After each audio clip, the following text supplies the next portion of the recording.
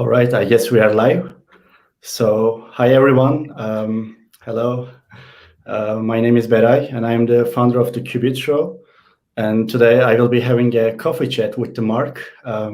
So we will be having just a fun, nice conversation that we would like to do if we were able to meet face to face. So we will be talking about some tech stuff, startup world, the CIVO where Mark runs the business.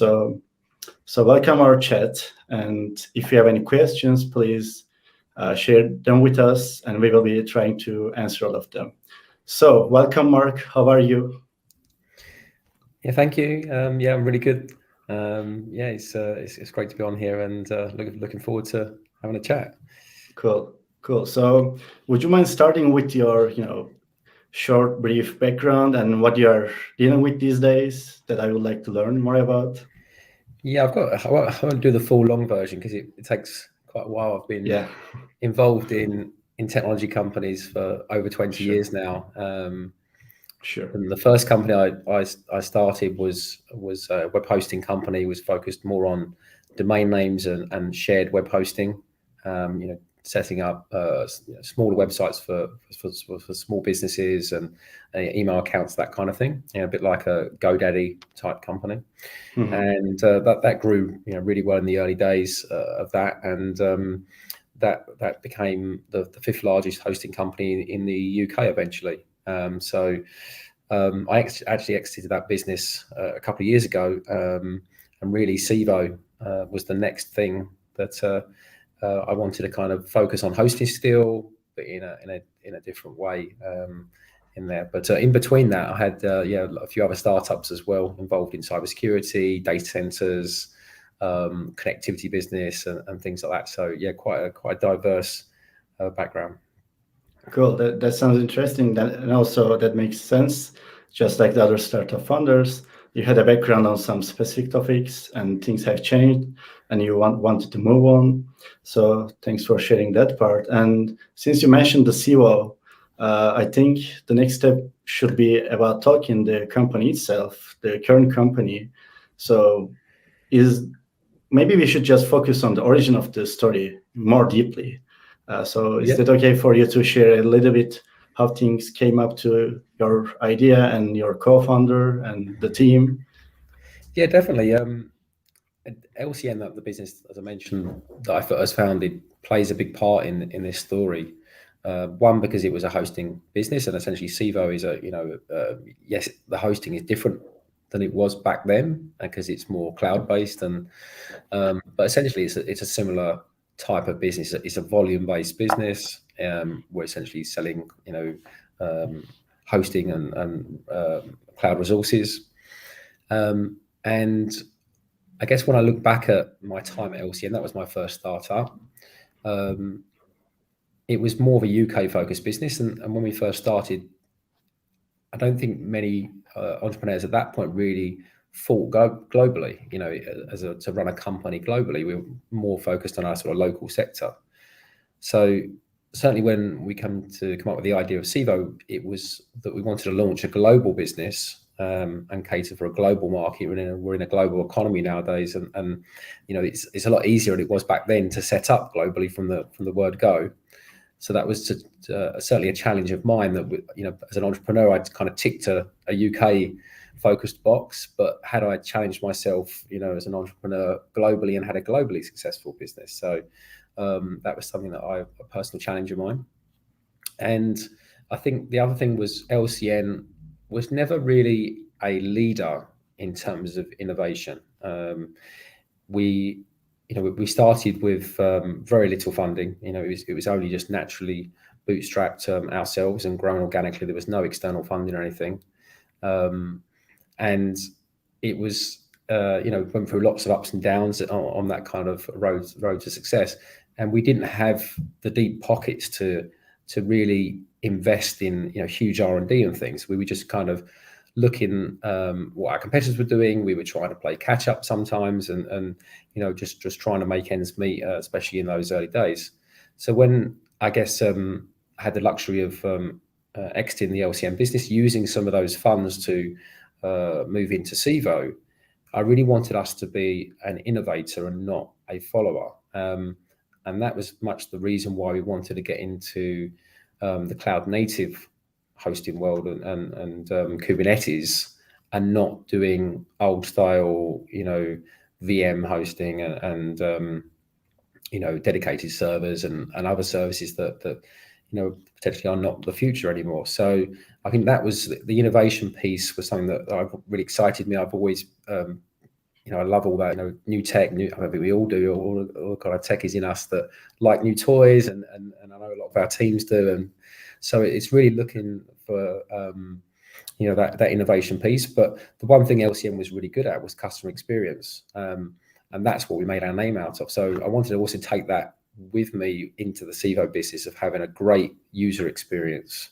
and developer experience, as well as that innovation piece and that global strategy. Yeah, that was great. Thank you. So I think we can say that was also a great example of pivoting into something while also, keeping the business remain, right? So instead of pushing a lot to do traditional computing stuff or virtual machines, as you mentioned. So I think it's also a good example. The new software came up, new opportunities, and you had the experience and just combined with the new technology and offering something new. So there's a great example. Thank you. And you mentioned more cloud native, the Kubernetes stuff, but more important to the user experience. So personally, I know the Civo for 4 years almost. So, and I can personally tell that the user experience was always nice. So I had never trouble, for example, personally, when I was looking something or trying to spinning up machines or some technical stuff. So I also personally see the same experience is ongoing. So you invest a lot on the also Kubernetes side. So, but I also noticed that you also try to make the pricing lower. So unlike the traditional cloud providers, can we say that you also invest in the business model so that you will be making more developers or businesses able to run Kubernetes clusters or cloud native solutions? Would you be, would that be a question or a thing that you would like to mention?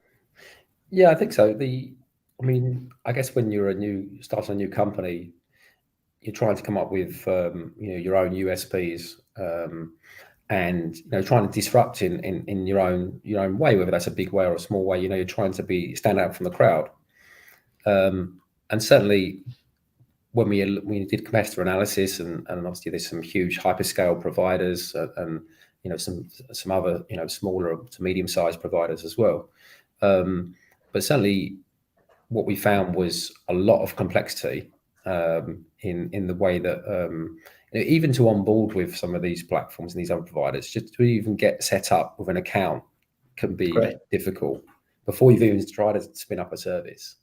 And then before you even try and say spin up a Kubernetes service, you've got to set up some kind of profile or go off and create different kind of rule sets or something and combine it in and set up firewalls, and it was all very lots of different bits all over the place that you had to configure to get things going.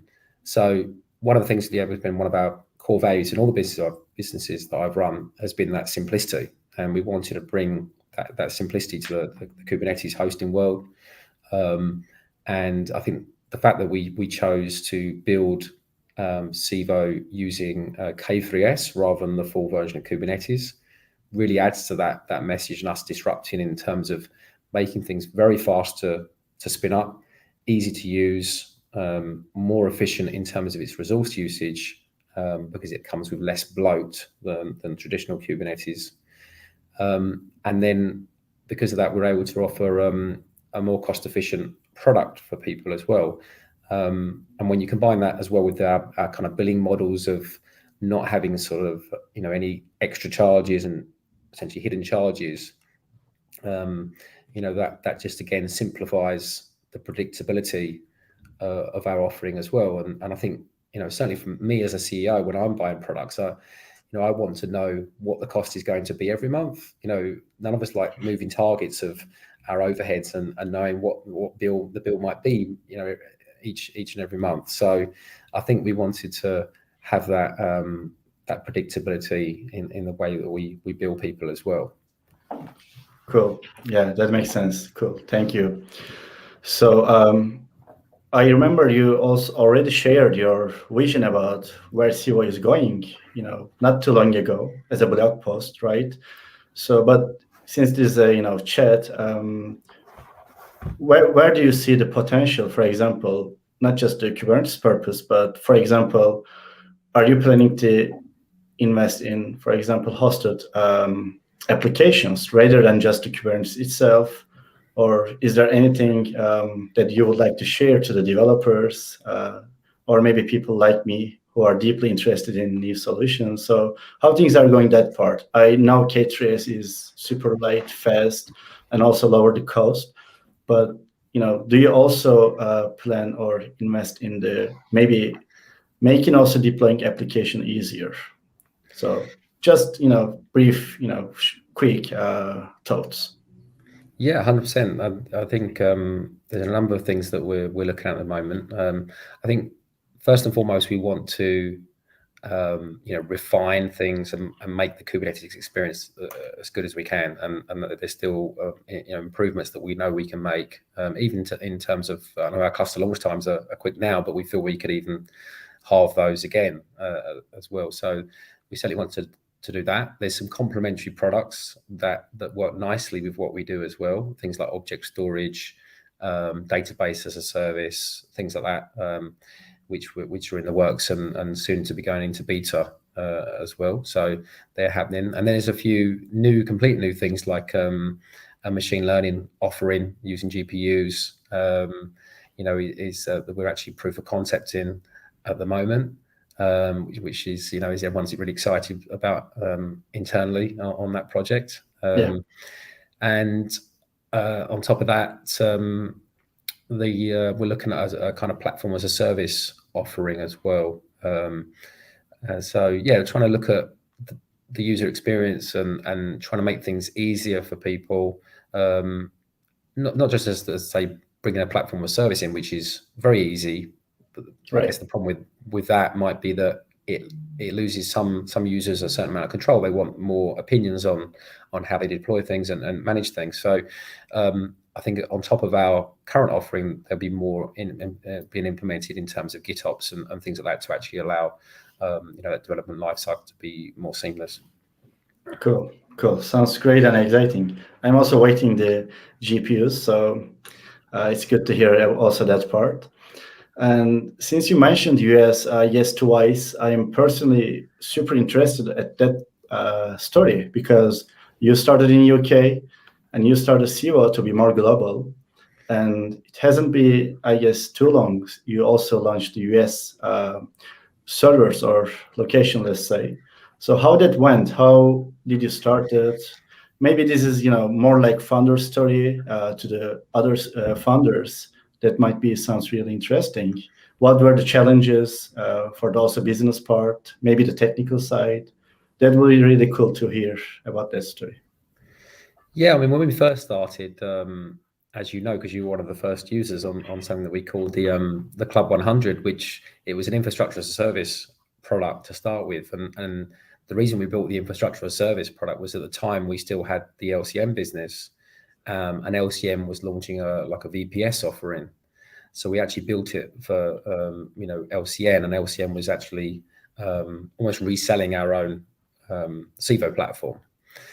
So that we launched that first, and we that was really just a point to get us going before we then moved into cloud native kind of hosting and focusing on Kubernetes.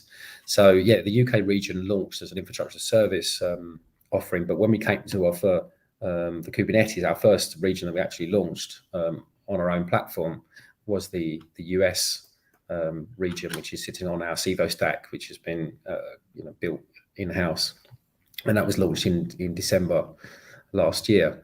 And yeah, I suppose coming back to decision making, our roots are from the UK. That's where I'm based, and a few of our core team. So we definitely wanted to have a UK region. It just made sense. It's our local market. We always had plans to do the US. Obviously, it's a big market, a tough market, but it's a big market. Us being English speaking as well, it doesn't have as many challenges in terms of getting set up and the legals and setting all the companies and all the things up. It's more in our comfort zone to do that. But we also had plans, and we do have plans. We've incorporated companies in Germany and in India as well. We're launching our Frankfurt region in next month, actually, in September, and our first Asian region by the end of the year. So we always had a plan as a global strategy. It was just more that we were going to roll out in certain phases in different areas in that times. But the response has been great, and the US has been our largest market. But we actually have users from, I think, over 130 different countries. So, which we've been blown away by. And it does show you that, we're really in a sort of global economy nowadays, where I don't think people are too worried about using companies from anywhere in the world, as long as it meets their requirements and there's no strict compliance requirements to be in a certain country or to host in a certain country. So it's really refreshing to see the response that we've had. Cool. That sounds interesting. I only guessed that was challenging because you explained this, so sounds easy. Yeah. I know all the legal part. Incorporating company. Yeah, I think it was a slower process. To get a company incorporated in the US was difficult. I think it's a little bit easier if you're a US national. And certain checks that they do, take a lot longer for some, companies that are owned with shareholders outside of the US and things. And certainly the legal aspects, there's a lot more paperwork that needs to be kind of done to get set up in the US. And a lot of stuff is still not electronic. In the US, it is literally all paper and things as well that have to be done in a certain way. So that did pose, some just a lot. It wasn't difficult, but it just took a lot longer to get incorporated. So certainly, if anyone's looking to get set up in the US, to plan enough time to get fully incorporated and set up and everything like that would be advisable, definitely. Right. Cool. Yeah. Thanks for sharing those details. And my question would be about technical. This one. Do you own the hardware, right? So you offer these services on top of the hardware that you own or maybe rent. I don't know the details, but you're also responsible from the hardware, right? Under the hood. That's right. Yeah. So we buy the hardware. We don't lease the hardware. It's actually owned by ourselves. And we will locate a data center partner that we'll work with and buy rack space, co-location space in the data center. We have we're very selective in terms of where we will have data centers and the carriers that we use. So we only use like tier 1 carriers, the best carriers. So certain data centers, if they're not in the right areas, don't have the right carriers. We have the full resilience built into all the networks that we use, and especially the kind of core network stack. Everything's fully resilient and built into that. And the way we've designed it is on a rack by rack basis. So it's all based on Open Compute Kit, which is great because we're all software defined. So really, we're buying kind of white box solutions and great hardware, but we're putting our own software on there. And if you haven't seen the OCP design for the Open Compute project, it's definitely worth checking out because the kit's amazing. It's really super efficient in terms of its energy usage and things like that. It's really, really cool the way you can manage it. Everything's completely toolless as well, so you never need a screwdriver to swap any component out as well. So they've thought a lot about the design and things. And then we have this model where we use a system integrator who builds all the racks off-site on a rack-by-rack basis, and we ship it all around the world. So we ship that rack directly from the UK to any data center the racks come with wheels on them, so they literally get wheeled through the data center into position, plugged in, and we do a zero touch installation. So it really suits our kind of scale out model, when we look for new regions and things.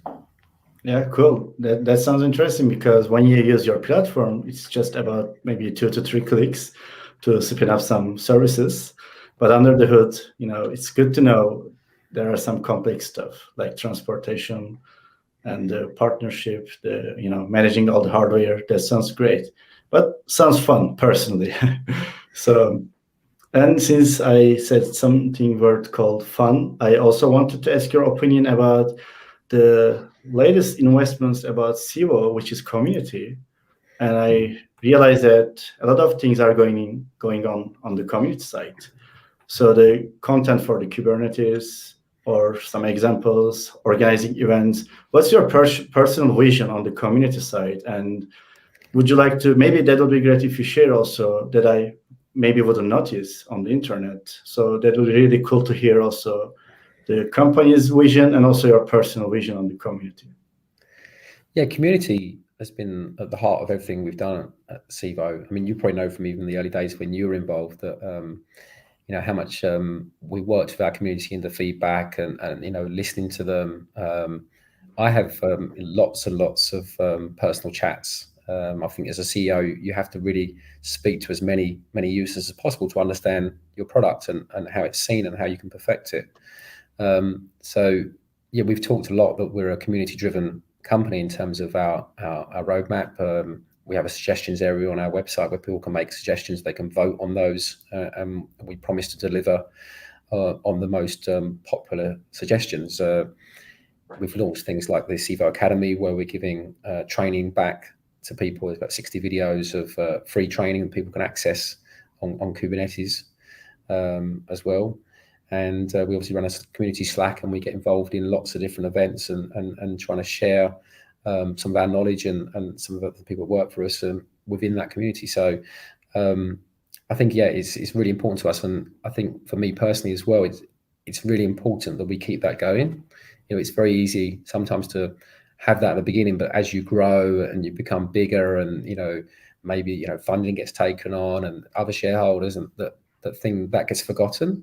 And you've probably all seen companies that maybe were great, when they were small and you loved them, and then suddenly that they change overnight almost when they become a bit bigger.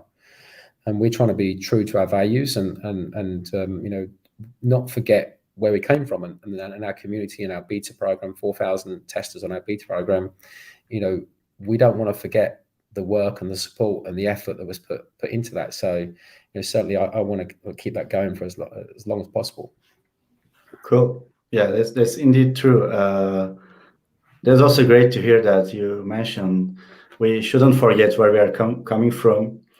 And of course, there's a risk when you get bigger or get invested, get funded. So it's cool to hear your vision on the community side. And I personally follow. So, as a final topic, maybe what would you recommend to the new developers or maybe even startups, how they can follow and find the fastest, way to interact with Civo? So what would you say to community, let's say, as a final, words for our discussion chat? Well, so if they wanted to interact with Civo, yeah, maybe the social media or Yeah. So, well, firstly, we've got our community Slack channel, which everyone's welcome to join that. You do have to sign up for an account, but once you sign up for an account, you do get access to the Slack channel. Cool. And yeah, there's lots of really amazing people in there. We have our Civo ambassadors as well, which are really helpful. There's a beginners channel as well, for beginners, and they can raise questions and things. But I'd say also on top of that, we've got some amazing staff, and they're very public as well. A lot of them run their own YouTube channels and things. They're quite prolific on Twitter and stuff. So you can find and speak to some of them on Twitter and engage with them on social media and YouTube and watch videos and stuff. So we want to be very accessible. So you can find me in the community Slack channel. So if anyone wants to have a chat with me, you can find me in there. You can message me. I respond to everyone. Hopefully, not too many people it's going to go to today, and then suddenly I'm going to get 100,000 chats by midnight this evening. But yeah, and I think that's the approach we want to be: very open, very transparent. You know, we want to be.